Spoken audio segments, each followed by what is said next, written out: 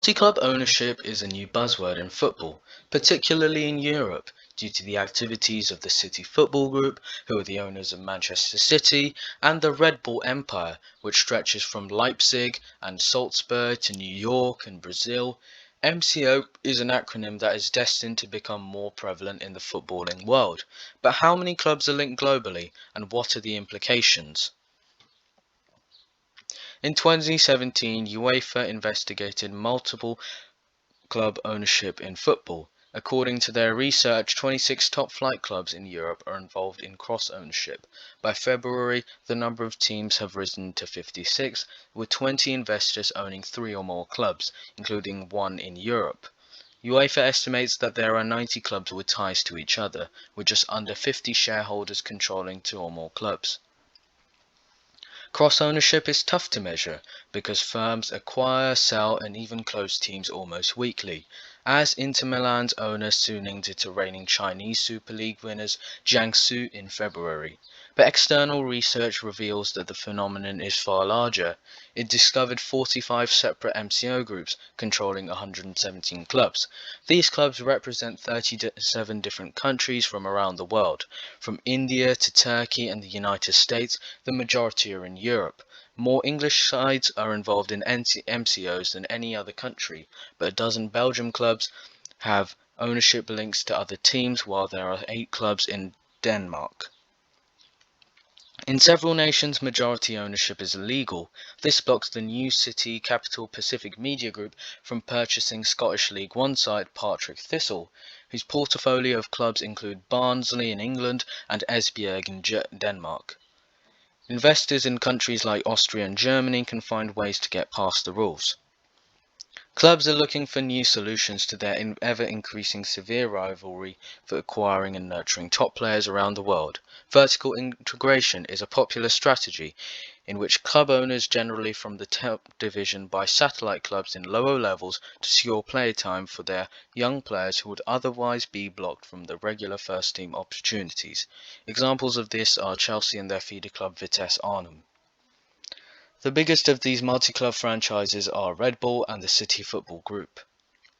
Red Bull's main franchises are New York Red Bulls in the MLS, Red Bull Salzburg in the Austrian Bundesliga, and the biggest and arguably the best of the lot is RB Leipzig in the German Bundesliga, which usually gets the best talent from the group of clubs. They further own other clubs such as Red Bull Bragantino, Red Bull Brazil, and Red Bull Ghana, and academies all across the world. All of these clubs wear crests and similar kits of the iconic Red Bull brand. The City Football Group has more flexibility in terms of kits and logos, but the philosophy and coaching style has stayed the same across pretty much all of the clubs. Their main club is of course Manchester City FC, probably one of the most successful clubs in England and a fan base that reaches all 7 continents. They also have another club, New York City FC, which you guessed it is regional rivals with another franchise club, New York Red Bulls. They also have clubs in India, Japan and Australia. These clubs have been known to help young footballers get to the big stage. Say a young Ghanaian forward has impressed at his grassroots club, a top scout sees him play, and then he eventually gets a place at the Red Bull Ghana Academy. Years go by and he eventually makes a first team start. He impresses for 2 seasons and then lands a transfer to the New York Red Bulls. He impresses there also, stays there for some time and eventually lands a transfer to Red Bull Salzburg, or in this case it's more of a promotion. You probably guessed it, he was absolutely phenomenal at Salzburg and gets his Champions League debut. RB Leipzig then comes knocking on the door, he moves to Leipzig, impresses there, and then he finally moves out of the Red Bull circle into the big boys. Red Bull does give you wings and often seamless transitions between clubs due to their similar play, coaching styles and support system. Red Bull has been known for producing immense talents such as Naby Keita and Deo Upamecano. So what's next for MCO as more clubs and more owners buy more and more clubs? In the future you could have these global clubs running their own competitions.